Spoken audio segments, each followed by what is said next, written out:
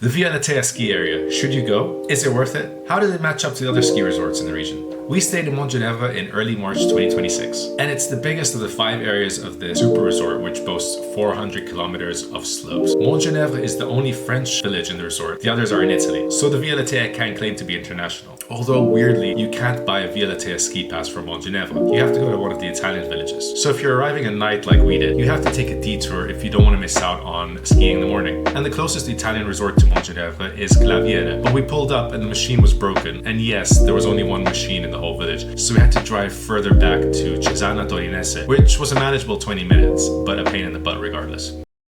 Montgenevre at first glance seems to be a charming village, but when you scratch the surface a bit, you start to see some of the flaws. The good things about it are it's really compact, so nothing's too far. It's an actual mountain village, so not a purpose-built resort with zero character. And it has a light show in the evening, which is kind of fun for kids. The whole resort, and the whole Via Lattea, not just Montgenevre, feels kind of old school. And you can tell from all the old heads walking around who've clearly been skiing since at least the 80s, the ones with the retro skis, no helmet. And you can also tell from the former glory, run-down feel of some of the old Olympic towns, especially the center of Sestriere. But I think the biggest tell is the ski rental shops, where I did not have a good time looking for skis. It was so hard to find new modern skis to rent. There was definitely a very old school vibe to most of the rental places. And yes, let's be clear, this is a resort still very much living off the glory of its Olympic days. And the skiing is very race and slalom focused, so not much of a freestyle or free ride culture at all.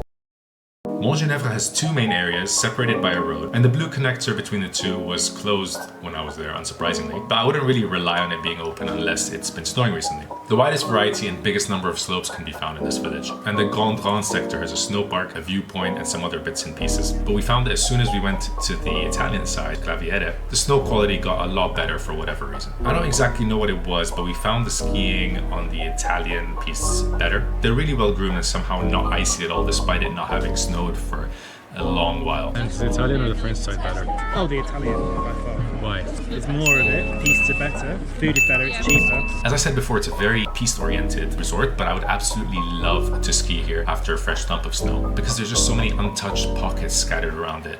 It wouldn't be hard at all to find a powder stash. Lots of tree skiing. And a lot of the terrain is mellow, so I think the avalanche risk is probably lower. My tip, go to Montgenevre on a powder day. Towards the bottom of San Sicario and Sos Dulx, it can get really slushy and muddy when it hasn't snowed in a while. But that's to be expected in the Alps at such altitudes. And it was still overall a better experience than skiing the icy lower slopes of Les Arcs, in my opinion. Also, I don't think there's a single black run in the whole resort that's actually that challenging. Pistes like Cayenne, Alta, and number 5 in Sestriere are long black runs that span the whole length of the mountain, and they're just flat out fun rather than being particularly difficult. So top tip, if you want to tick off doing a black run from your bucket list, come to Via Lattea. It has got to be said, the chairlifts in Via Lattea are so slow. I've never spent so much time on chairlifts in my life. This lift is the worst. There goes all of the ski mojo that you might have built up.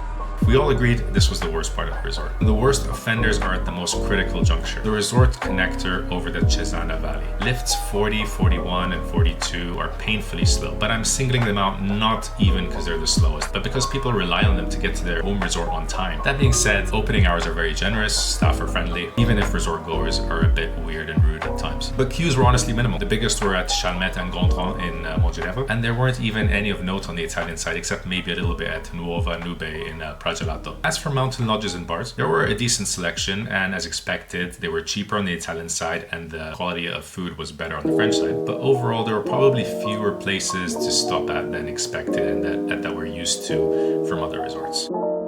Apres is honestly minimal, especially in Montgenevre. The town center, it's not exactly a party strip, quite the opposite actually. Listen, if you came to Montgenevre for apres, you came to the wrong place. It's a nice enough town, but not the liveliest. The only place we saw to grab a drink after hitting the slopes was a small pop-up bar at the bottom of Telecabé Chalvet that I don't really remember the name of. I heard the apres is better than it's on the Italian side, but if you're not staying there, it's not a good idea to stick around until after dark because getting home is not easy. Driving between the furthest resorts and the Via Lattea takes 45 minutes. There was a decent looking apres at the base of the Citroën chairlift in Sestriere that we didn't get to try. The thing with Italian apres, of course, is if you go, I really hope you're into Italian music.